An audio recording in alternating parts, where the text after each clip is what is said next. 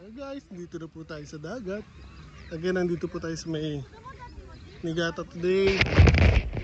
So, whole day po tayo dito. And there's the sea.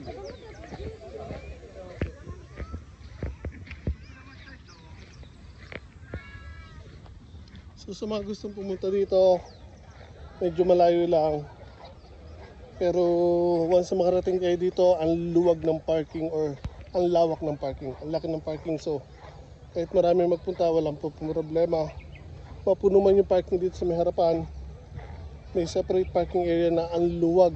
So yung dito nga pala may bayad, pero yung doon sa medyo malayo, maglalakad ka nga lang, pero free parking po. May mga toilets both ends ng beach, so lalakarin nyo nga lang, pero at least may mga bihisan din. So yung mag-ina ka, nagbibihis na ako.